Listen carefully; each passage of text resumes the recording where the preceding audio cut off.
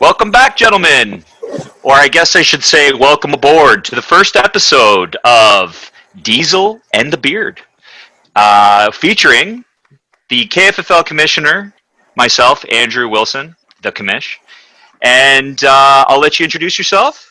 Dorian R. Hartley, Esquire. AKA two-time champion. Or one-time champion. Champ 1, the first. The original. Alrighty. Alright, cool. Asterisk champ? Sure. Whatever you need to put in, but champion nonetheless. Looking for his second championship. Yeah. Been to a lot of finals.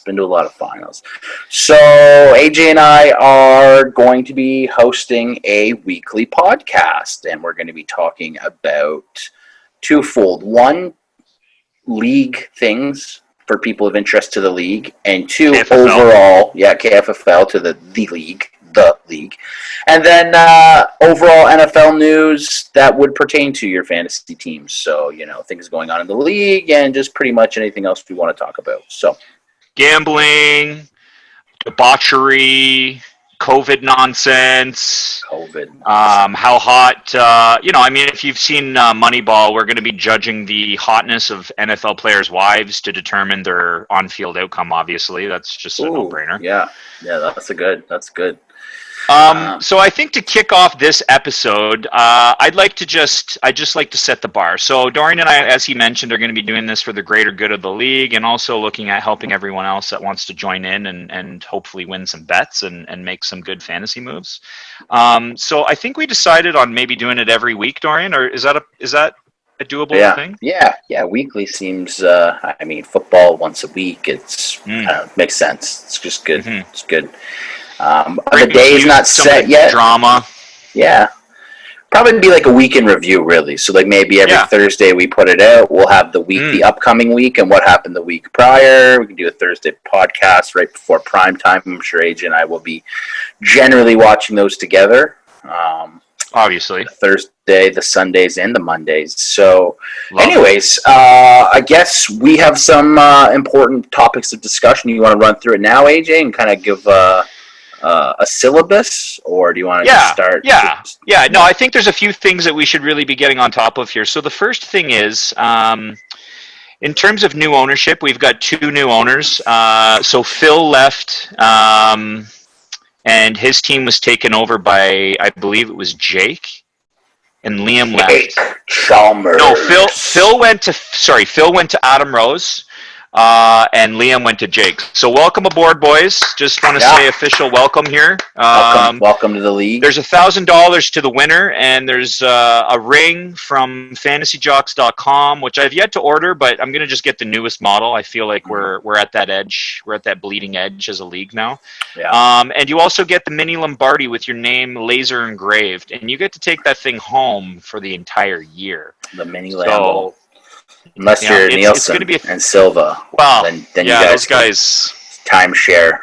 Yeah, you guys got to get a babysitting custodial agreement, something. Time to grow up, lads. No more co-ownership. This is grown man shit. The day I need to go to someone and be like, "Hey, bro, there's this trade I like, and I don't know. Do you think I'm allowed to do this?" The day I have to do that is the day I stop playing fucking fantasy football. Yeah, you guys need to get your shit together. I'm with you, Dorian. I just I think that you're onto one there. So I think one of the things we were going to kick it off with is just some league stuff. So number one, pros and cons of co-ownership. I mean, I love that Silva and Nielsen are doing it, but I'm thinking that we're probably going to try and make it not a thing anymore. And this is completely open as always to the democratic process, but. There's definitely some drawbacks having to deal with two different people. It slows down trade offers. You can have issues with one co-owner wanting to leave and take over another team, and we get into some collusions, backdoor stuff. So I don't know, Dorian, what do you think? Are you on board with that direction? I am 100%. I mean, I know for a fact those guys are both good enough owners to manage their own team, so I don't get it. The buy-in's not that expensive. If the buy-in is the issue, then this is probably the wrong league for you. But we're fucking 30-year-old men here. Run your own shit. Make your own decisions, I'm 33. 33. You know what I mean, though. I don't want to have to be like, oh, Silva, I like this trade, and then Nielsen be like, well, actually, I really like that guy, and then Nielsen, I like this guy. Oh no, Silva brought him in for a reason. It's just harder to deal with from an outside GM's perspective. So I did it, Dorian. I got Tyreek Hill off them, and it was like I was reading a book, and then I'd close that book, and I opened the new issue, and it was the same book. I felt like I was reading the same fucking book, like Back to the Future or something. Anyways, it's something that I'm going to put up for a vote, and I definitely think it's deserving of some attention. It's just, this league has always been so proactive in nipping things in the bud, and I think that's part of the reason why it's been around for so long, and why it's both of our leagues. So, So moving on to that, one of the things that is built into this league is the history, and I think it's important to keep the history alive. This is our 10th season. I don't know if you can really believe it, but Dorian and I are two of the legacy owners, and I think that's why it was so important for us to level up the league and offer a podcast. But I think what we should do, Dorian, is we should take a look at last year's trades, and what do you think about giving them a grade 1 year out? Sure. Yeah, of course. So why don't I throw the trade out, and then you can tell me, what you think about it, and if I have any notes, I'll sort of follow up with that. So the first trade was Dorian receiving Deebo Samuel and a 2. So Deebo Samuel and a 2, and my brother Cody received Deshaun Jackson and an 8. Cody needed a receiver right out of the draft. He went into the draft. With late picks as usual. He bargained the future of the franchise with draft picks. So he really had nothing. He needed a receiver, and Deshaun looked like a solid play last year. I mean, the gamble is his age and some injury issues, but who won it? Me, I think. Clearly. Grade for me, probably a B trade. It's a 2. It's not that. And for Cody, it's probably C- at best. Maybe. That's an F, in case I'm trying to do an F so you guys can see it, or is it an F that way? I don't fucking know. Well, it's not like Deshaun didn't start. He played some games. He filled a hole in Cody's roster for a while. I'm with you. You're being nice, though, man. You're being too nice. You're being too nice. I got the verdict here for you. Deebo finished as the for the audience out there that's going, why is Dorian wearing kid gloves with Cody? It's because it's early. We still want him to keep listening. Deebo Samuel finished as the WR38. And, that's a top 3 receiver. That really is. At the end of the day, he was a rookie. The Garoppolo never throws downfield. Deshaun finished as the WR55. Yeah. Hey. That's not rosterable. No, so Dorian got the W there. I'll give Dorian the W. I'll take it. There. I'll take it. Draft day trade. I'll take it. Second trade. Dorian, you must have been active last year. You had that burning fire to take down a championship. Fuck, I'm constantly going after these people that sit on their team. They find some guy on the waiver wire in week 3, and then they pretend that like they love him because they finally watched the fucking Cincinnati Bengals game, and some guy got 9 targets, and they're like, I fucking love this guy. And then I'm trying to trade with him. Like, I'm looking, this guy's a fucking throw-in. No, man, I see a high ceiling for him. This guy's got a broken leg and blah, blah, blah. Guys get married in this league too much. So you know what? There's only a couple guys willing to throw down the gauntlet and make blockbusters, and I'm one of them. And that's a challenge to all you guys out there. I've got lots of draft picks. I'll send my 1 through whatever for top-tier talent this year. Let's be honest, and we're going to get to that, Dorian. We're going to have plenty of opportunity today to talk about the current trade landscape, and I think that's important. But before we get to that, I want to throw a couple more trades at you. Yeah. So the second trade we're going to look at, Dorian, you received Dante Moncrief. 1, 2, 3. So that's rounds 1, rounds 2, rounds 3. And I received, so AJ received Aaron Jones, who's currently on the block, gentlemen, rounds 7, 9, 10. Yeah. What do you think about that? Unbiased. Try to be as unbiased as possible as I will be. It's hard. Looking at it in the moment, I think you definitely won the trade because you got a starting running back, which eventually led to your championship last year. So how do you say that's a bad trade? Looking at it now, you've got a drop, and I've got a first, second, and third round pick that I'm going to be able to exploit for tons of depth. So when are we grading this? Last year was a good trade for you, and right now it's a good trade for me. So I mean, that would fall into a category of a win-win. Had you kept him, it might still be kind of like, AJ might have got the best of that. But that is the starting value for running backs in this league now. 100%. 100%. 100%. And it's funny. It starts there. You want a starting back, it's 1, 2, 3. No one else talks about anything else. No, maybe before the draft if the guy's a drop or not.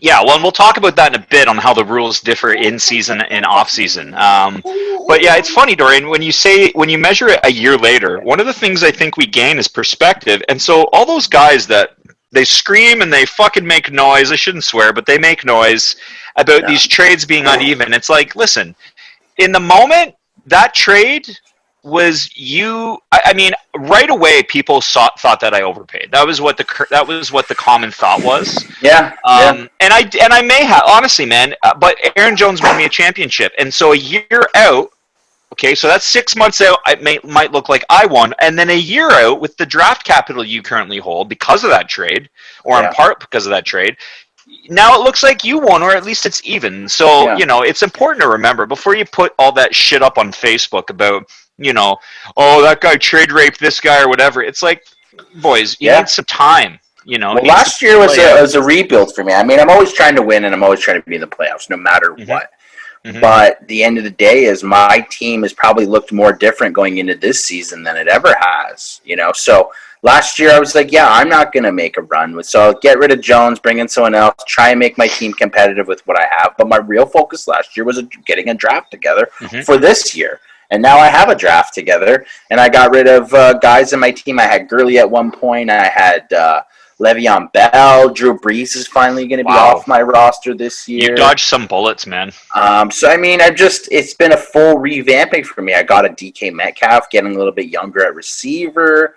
So last year for me, Aaron Jones to you is a no-brainer for 1, 2, 3, and that just started the accumulation of draft picks to get ready for this year. And this year is going to be what I do with those picks. Then we'll be able to revalue this trade again and be like, was what Dorian did smart or not? If I draft 3 busts in the 1, 2, and 3 spots, and that Aaron Jones turned into shit, and I still lost anyways, then when we look back at 5 years from now, we might be like, wow, that was terrible. If I win a championship this year, A+ for Dorian getting that. So Absolutely. It's like a constantly changing perspective. Do you remember the Trent Richardson trade? I think it was, I forget the details, but at the time, it was like, Ed raped him. And then years later, it's like AP's still in the league, Trent's gone. Like, who raped who? I don't know. I forget the trade. We should actually look it up. I think that's why people are scared to trade in this league, because they get so fucking ridiculed by all these opinionated other owners of like how shit they are. And I think Jake's going to be good for this. I really think that Jake's going to do whatever the fuck he wants.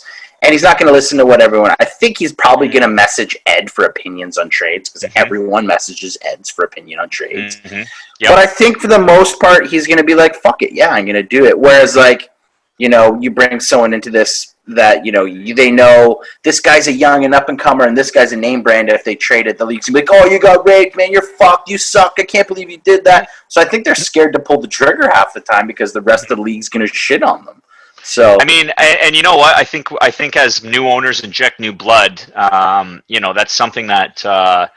that's something that we're gonna see new relationships develop, new rivalries develop, and I think it brings new perspectives that can break those barriers. So I'm hoping that's the case.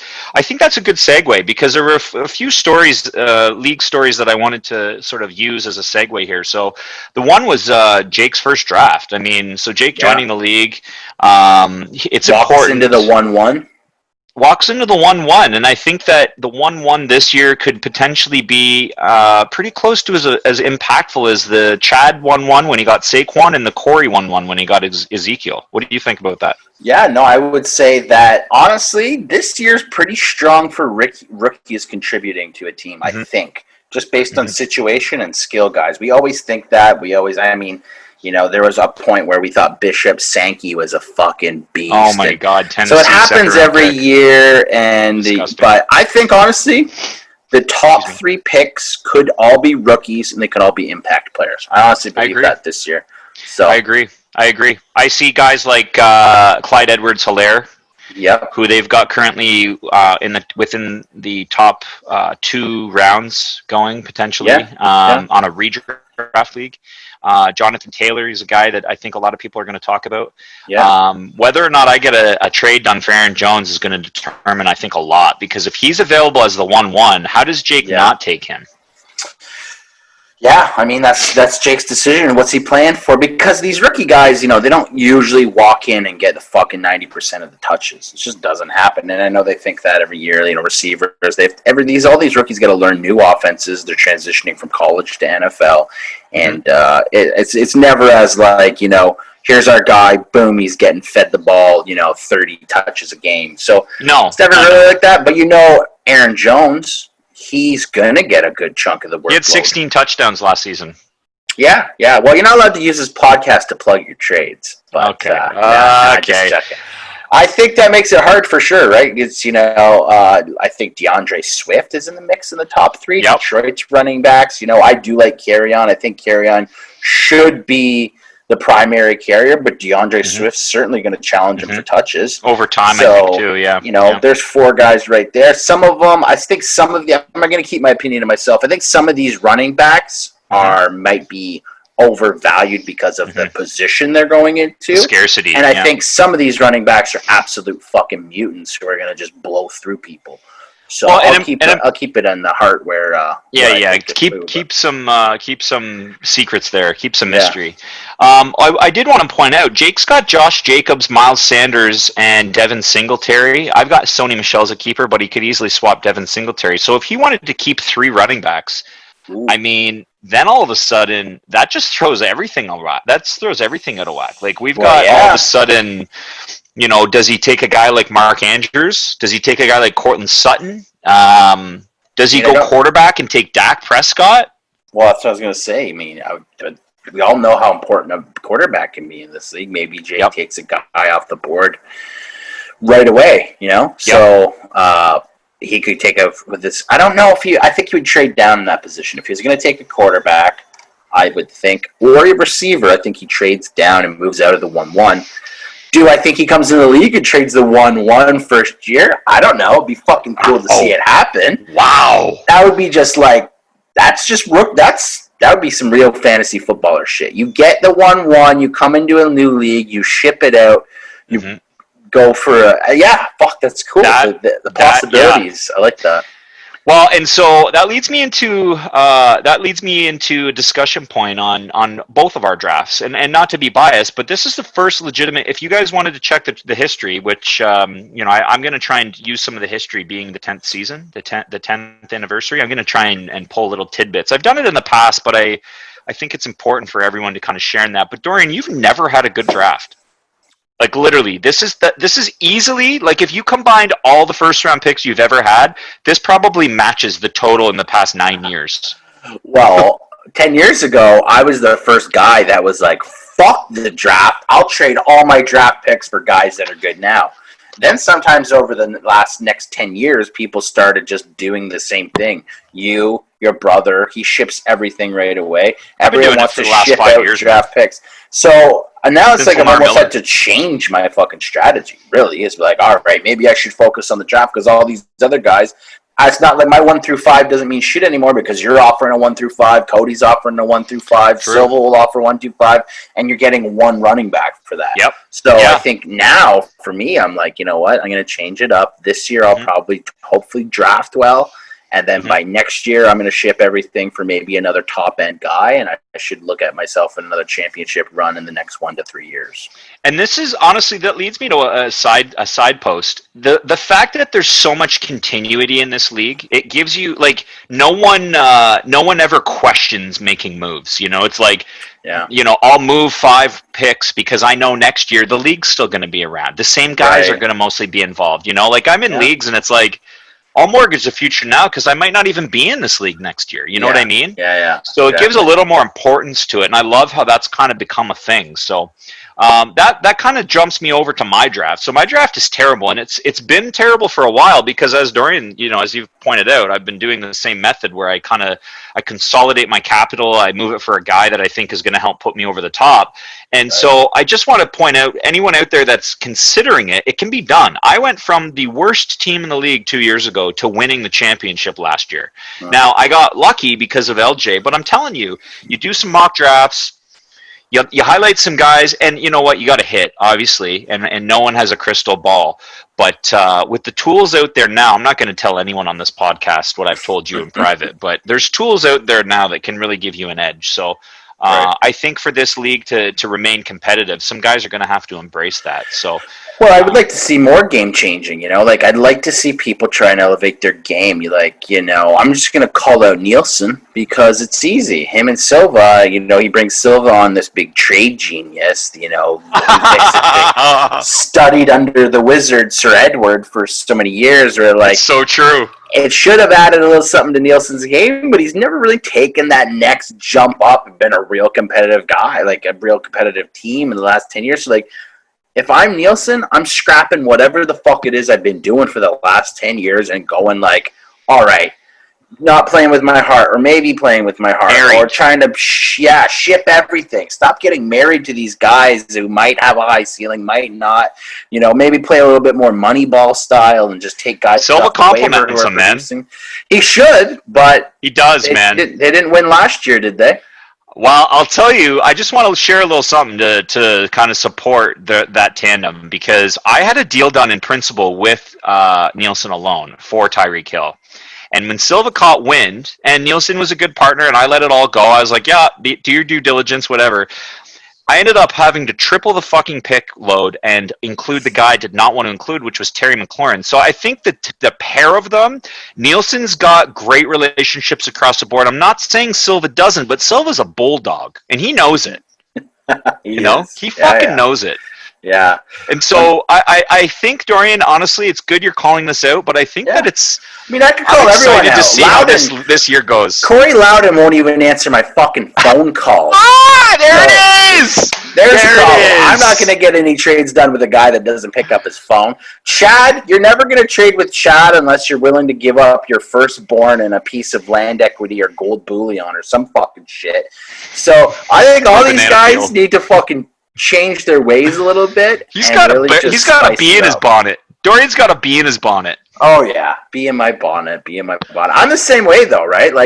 I not that I'm married to my guys because I'll move anyone at any time, but you want a player from me, you come fucking take it, but you're gonna pay. You don't get to come and be like, I like Julio, but he's getting old and Ryan's arm and the fucking O-line in Atlanta. All right, listen, you want Julio or you don't. Don't tell me you like him. Here's why he's shit, and I'll give you a little bit for him. Oh, I hate that. I hate it. When I wanted Lev Bell, Silva basically spit on his hand and took me behind the woodshed and petted my head and said, well, there's a good little boy. But you know what? I fucking took it with a grin in the chin, and I got the guy I wanted. So, let's get a little more active and get this league fired up.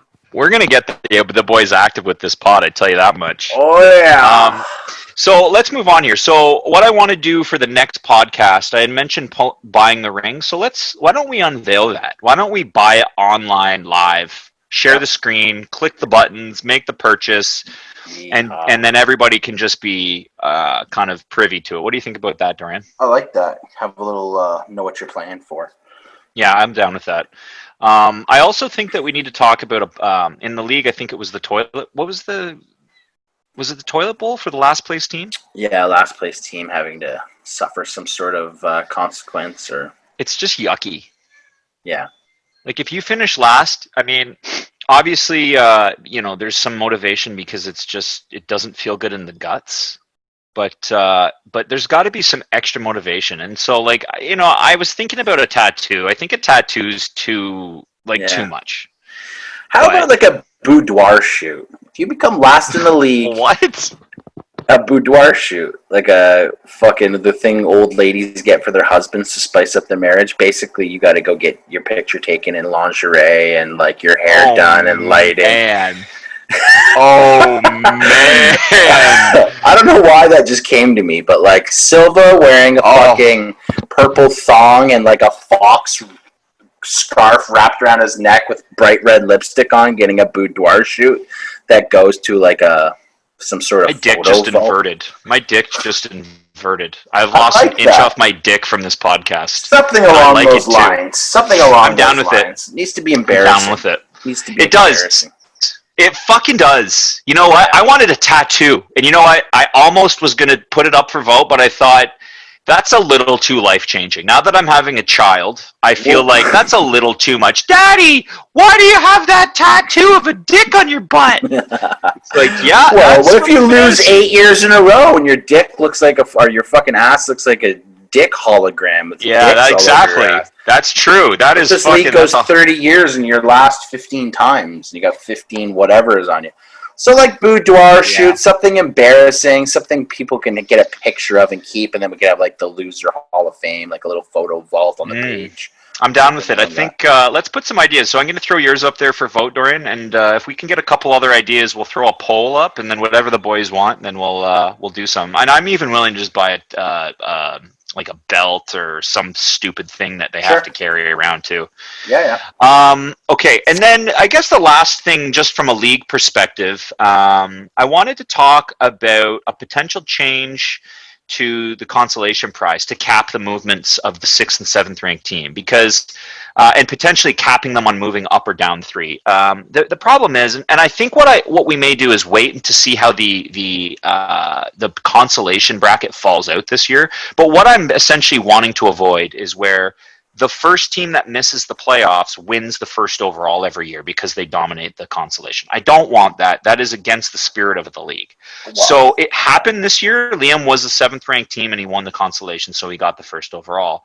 And so that's fine. It was kind of crazy. But what I'm saying is, let's watch how it falls out potentially this year. And if the 7th place team wins again, obviously it's a trend and it's a broken system. So the answer to that would be a potential cap. So in the NHL, as an example, the Wings were the worst record in the league. They only could max fall to 4th. Right. Yeah. So if we had an opportunity where, the 7th ranked team could only climb to 3 or something like that. Right.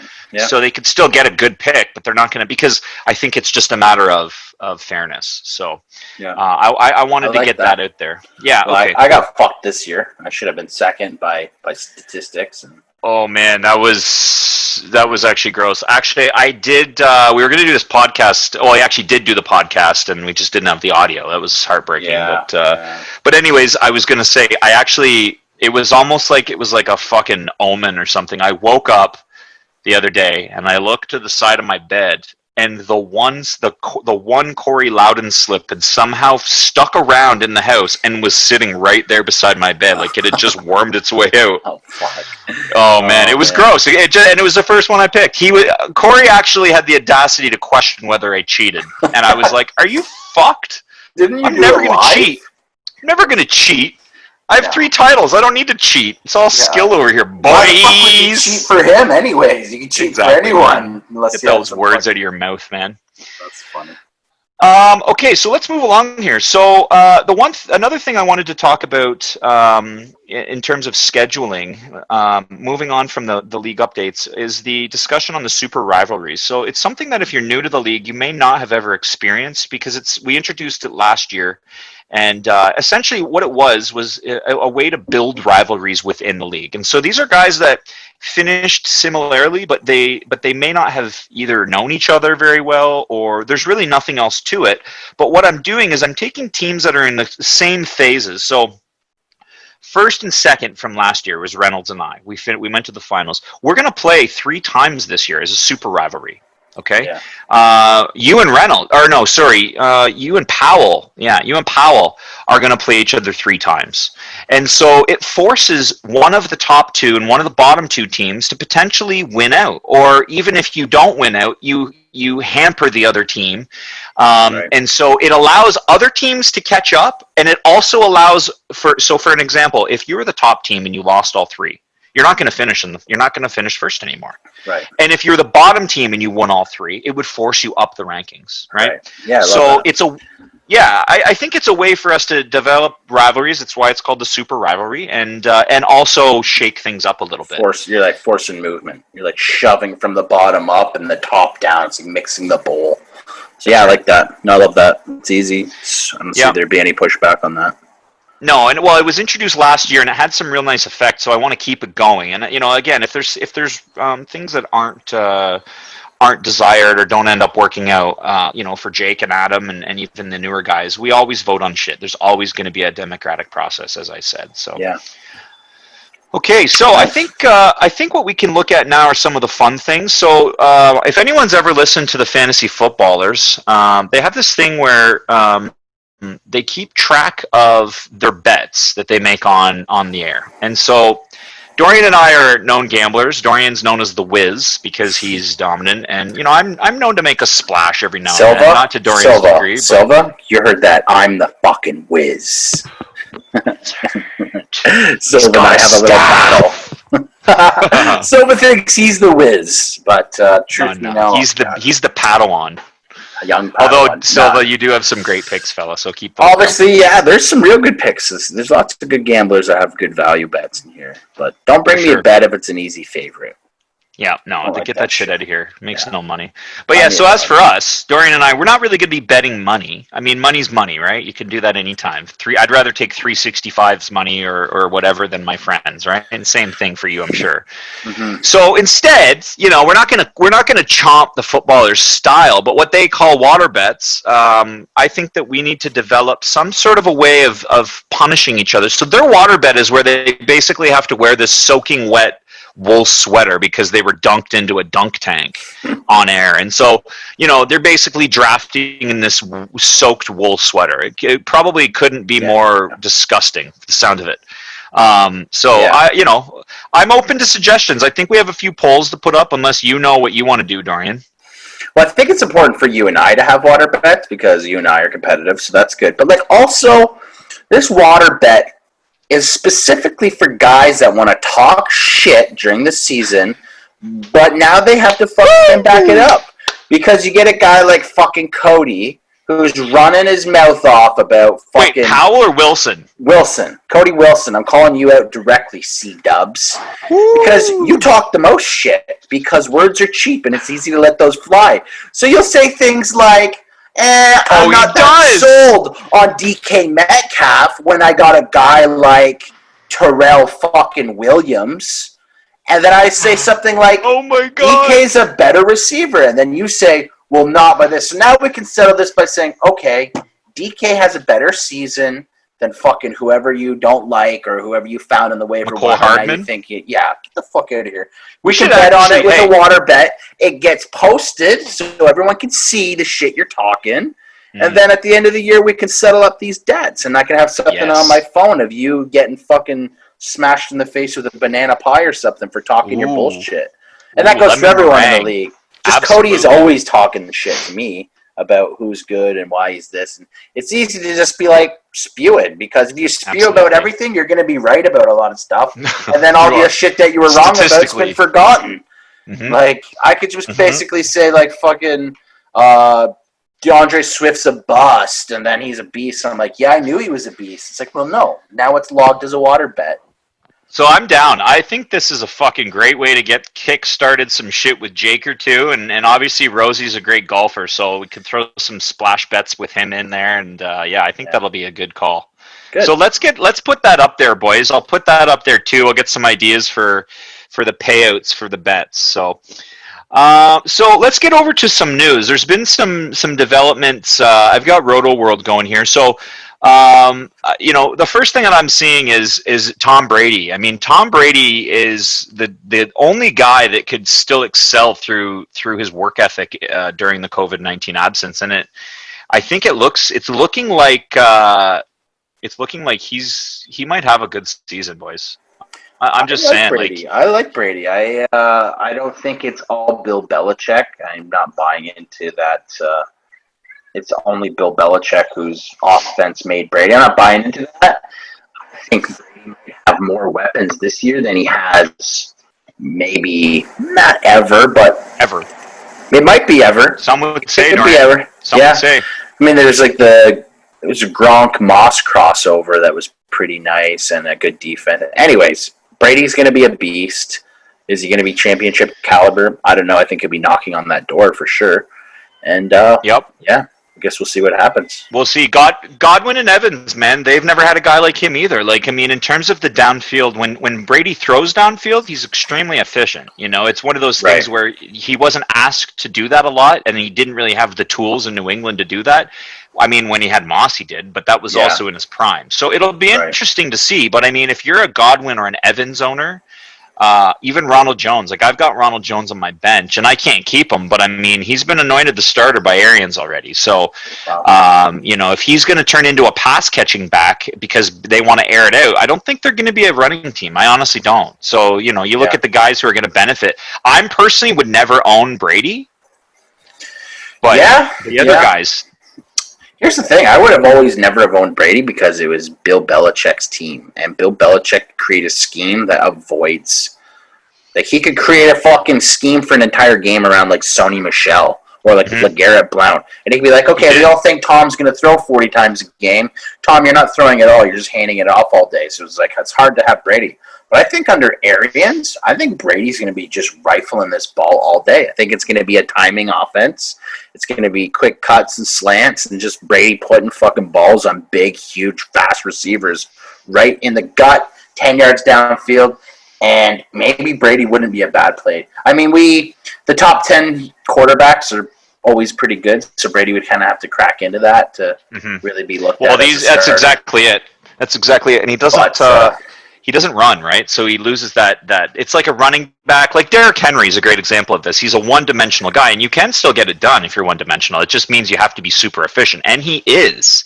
Right. So, you know, I'm super interested to see. You know, the guys that own Evans and Godwin, I think Loudon owns Godwin, and I think Craig owns Evans. I'm not sure, maybe not, but those guys are... Those guys are primed. So some more news here. So Nick Chubb, he was diagnosed with a concussion, and he was just cleared from the league's protocol. So this is one of those things you see with running backs, you know, when they play the style that Chubb does, which is a between the tackles style, where they're going to get bumped and bruised. And this is practice. Like, he got this from practice.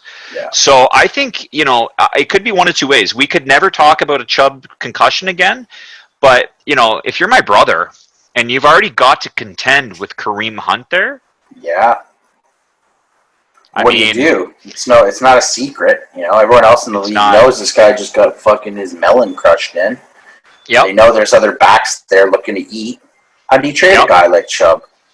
I mean, I know what Cody's going to do. He's going to pull up fucking NFL.com rankings, and he's going to be like, look, Chubb's 6th or 8th or whatever the fuck. Look, 8th. 8th is better than 9. Yeah, 6, and that's what I'll tell you what he is right now. But yeah, everyone knows that. Like, it's hard to be a starting running back in the NFL nowadays, man. There's so much good talent out there. He's 8th. Sorry, Darren, you were right. He's RB7, and he's 8th overall. Yeah, so they've got him slotted right between Michael Thomas and Devontae Adams. So let's shift gears here. So we were talking earlier today. Let's pick that conversation up when we were talking about who potentially goes in the top 3. I don't want you to talk about who you would take in the top 3, just who you think goes in the top 3. Specifically, like rookies, you know? I mean, there's only real 3 rookies I see going in the 1, 2, 3 slots, and that's Clyde Edwards, CEH, DeAndre Swift, and Taylor. Those are really the only 3 rookies I see going. But where it's going to get interesting is when the drops get mixed into that. A guy like Aaron Jones hits the market. I mean, there was a part of me thinking about not keeping a quarterback this year and just trying to find a guy late. So, I mean, that'd be throwing guys popular strategy. Drew Brees and Aaron Rodgers would be in the mix. You know, if you're Jake Chalmers coming into the league and you see Aaron Rodgers there, and let's say you trade out for, I mean, it kind of adds more dynamic. But I know Loudon's going to take a rookie back because that's what he always does. If he's in the top 3, he did it with Zeke. I think he did it with CJ2K. CJ2K, yeah. And I think there was another one in there as well. He had another rookie running back. CJ2K was stinky. Yeah, but I mean, I think either one of those three guys could be good, but I don't think they're going to be game changers year one. There's rarely a rookie comes in, he's a game changer year one. Like Josh Jacobs, he was pretty much the best. He was the best rookie running back, and his numbers were great, but he wasn't competing up there with the top dogs. And John Gruden was giving him the ball a fucking ton. And that's about as heavy as a workload as you can give a rookie. And I don't know his numbers for sure, but I don't think he was maybe around 1,000 yards. And I'll tell you right now, man. Yeah, look it up right now where he was. One of the hardest things to predict is usage. When you're looking at how a player is used, a lot of the time that's what's going to determine how they, so when I look at a guy like Josh Jacobs, so this is his stat line. He carried it 242 times, man. Yeah. That's almost based on his numbers. He was over 20 carries a game. That's a feature backload. Right. And he ran for a total of 1,150 yards, and his yards per hour, oh my God, 4.8. Like, how do you beat that? Yeah. How do you beat that? One fumble on the year. No, he was as a rookie. Good. Absolute beast. But again, 1,100 yards. Like that's good, but how many touchdowns did he have? 6, 7, 8? He had 7 touchdowns. Now, to the bad is and hopefully this changes. He only had 166 yards through the air. Yeah. Well, that's Carr's fault, but it holds you exactly. It's a usage thing, like I was saying. So, but when I look at that, and they want to give him the ball. They want the offense to run through him.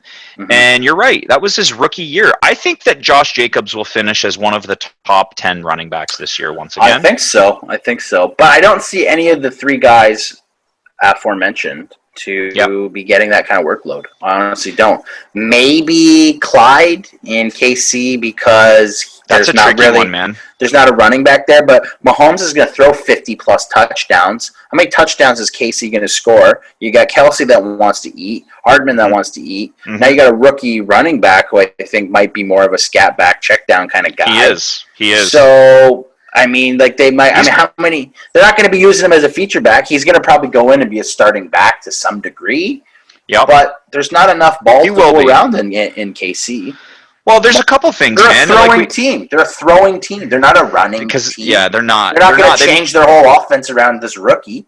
No. And then you got DeAndre Swift in Detroit. He's got already 2 backs to battle with, especially Carry-On. I know he's had some injury issues, but Carry-On's supposed to be the guy there for a while. They're splitting. The coaches there have said, Matt Patricia has said that they're going to share the backfield. Yeah. And then Jonathan Taylor's got 2 capable backs in Indianapolis. So just to give everyone an idea of the players we're kind of talking about right now. So if you check out the 2020 KFFL Franchise Primer, I've put that together, and that's an annual piece that shows you basically every single tool that you could potentially need to make decisions in the preseason. And so, the preseason is a time where I don't, as the commissioner, I don't veto trades because the market is completely different. You basically will take whatever the market will bear. And so with that said, there's how can I veto anything? It's all you could get for the guy. That's what you'll get. And so with that said, we're going to see some trades here coming up. But if you check to the franchise primer, you'll see the draft player pool. And so guys like Clyde Edwards-Helaire, he's the 16th ranked running back, and he's the 4th best player in the pool. Jonathan Taylor's the 22nd running back, and he's the 9th best player in the pool. And DeAndre Swift is the running back 27, and he's the 18th best. So, those guys potentially, if you're going to reach on those guys, I think Clyde Edwards-Helaire is one of the most polarizing players in the league right now. I think that if you draft him at the 4 spot, which you could, Dorian, you have the 3, or the 7, you could be pleasantly surprised, or you could be sick to your stomach. He's small. He wasn't. JT's my boy. And so if you're looking at a guy that we'd reach on, it would probably be a guy like him. But Clyde Edwards-Helaire has the backfield. JT doesn't. He's going to split time with Mac. It's a known, and he's a rookie. And so with that, Josh Jacobs didn't have to split time with anybody, and he got what he got. So you're not going to get more than that if you're JT and you're splitting time. Right. Whereas CH, he's a guy that if I'm looking at the ranks that the experts are giving them, he's been ranked as high as the RB10. Really? Well, like Mahomes is going to throw for 50, right? Like pretty much. Yeah. How many touchdowns is Kansas City going to score? Like that leaves like another 50 touchdowns for everyone else on the team if they have an explosive, crazy year. Like right away, half of it's Mahomes throwing the ball deep. It's true. He's going to run in a few. Then you got like everyone else. It's like I don't know. I just don't see it. Like I mean, I think he could be good, but I think it's just like, well, we needed a running back. We took him there. The rest of our team's good to go. I don't know. The other thing is Kansas City's line's not that great.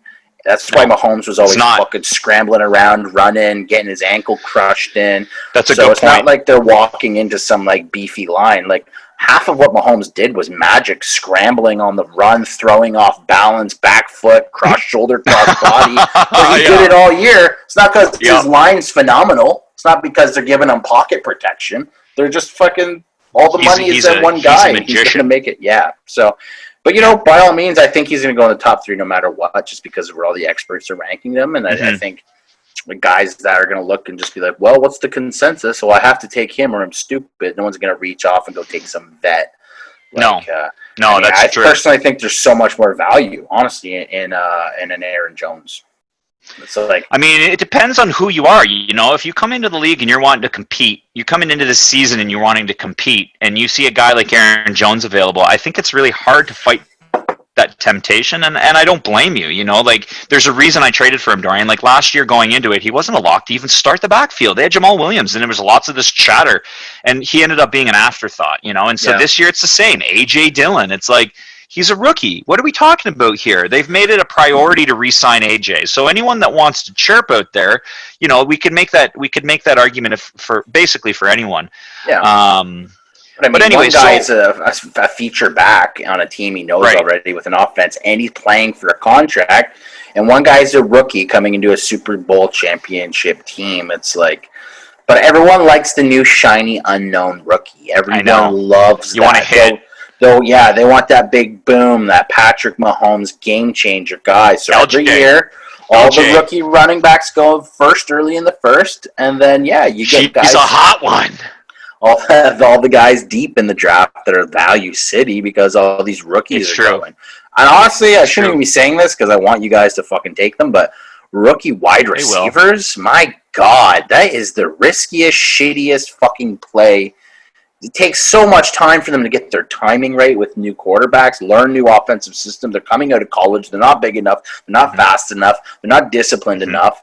Like, this isn't Ohio State where you're going to go do a keg stand after the game. Like, this is the fucking show. Look at DK. The show. DK Metcalf was an absolute specimen. Man. The guy's body is like a fucking chiseled out of a mountain in Greece. And he had an okay rookie season, which everyone was like, "Wow, he's phenomenal." But he wasn't a fucking Julio. He wasn't a Devontae. No. But listen, man. Okay, here's the thing. So it's like that's as good as it gets, and you're gonna reach on a guy like that for like a 1-1 or a 1-2 or a 1-3 or a 1-4. Get the fuck out of here with that nonsense. Overlook the slur of receivers that are going to actually produce numbers. But hey, well, what do we got here for receivers? Let me just pull this up because I'm looking at the primer right now and I'm just fucking disgusted with some of these keepers. So let's get those keepers in here, gentlemen, because I can't be right about some of this. It makes me sad. But like honestly, we're looking at the top 2 receivers available right now, and this is not a plug. The WR18 is Tyler Lockett. Sorry, the WR18 is Cortland Sutton, who I have is available. He'll be drafted for sure. Yeah. Tyler Lockett, the DK Metcalf counterpart. We've got Devontae Parker, DJ Chark, Jarvis Landry, Michael Gallup, Marquise Hollywood, Marvin Jones, Will Fuller, Brandon Cooks. I mean, boys. Fuller, wow. I will bet money that Judy, Lamb, both go before anyone you just mentioned. Fuck off. No way. Every year it happens. Let me tell you right now, bro, where they are. People Which guys did you say right now? Jerry Jeudy? And CD Lamb. He is the wide receiver 50, the 71st overall player. When does that matter? I know. He's this is what I'm saying. New young specimen. Nobody wants a fucking Sutton. They want CeeDee Lamb is a little bit better. They've got him as the 47th overall wide receiver and 57th overall player. I actually really like him. I think that Amari Cooper I think he's overrated, to be honest. And I think that Dak Prescott could make a star out of this kid. Yeah, I agree. I mean, I think it's good too that at least Amari is going to get the top coverage, so it opens up some room for CD. But again, learning systems is so hard, man. They have a shortened year now. They've got like limitations with fucking COVID going on. So, are you watching Hard Knocks yet? No. So anyone that's it's on DAZN right now. The first 2 episodes. Oh, so it's pretty cool. I mean, the first episode was I'm about done it right now, and it's about like tons of COVID shit. So it is what it is. But it's just cool to be back in the football mode and be excited. So, well, I think that we've probably taken up the majority of the time tonight that we want. But what I wanted to just have some closing thoughts. So, well, the next time that we see you guys, the couple things I'd like to see everybody pay Dorian. He's the treasurer this year again. So it's $100 again. It remains the same as it was last year, and let's make sure that we get that in before the draft. I think that. We're all adults. We're all grown-ass men. Let's make sure that we're not chasing anyone. Dorian had to fucking put his own time in, and I had to put my own time in December last year. It's like, boys, come on. It's $100. I've spent $100 on shit that I hated and would burn, So let's just fucking make that happen. Just to recap, and there's no vetoing on trades by me in the off season, but during the season, all trades are proposed from each owner individually to me, and I will pass judgment as if I was God and the mighty fantasy decision maker. But in reality, I rarely veto trades. I've vetoed a couple just because people didn't use the right picks going back or something silly, but it's collusion. If I see something dumb, I'm gonna veto it. So and then prize payouts, we'll talk about that next time as well, so everybody can kind of get on the same page. So is there anything else you wanted to throw to the league before we jet? No, I'm my lines are open if you guys want to talk trades. That's it. All right, gents, thanks for joining us, and I hope to see you guys next week. Awesome. Cheers. Happy trading. Cheers.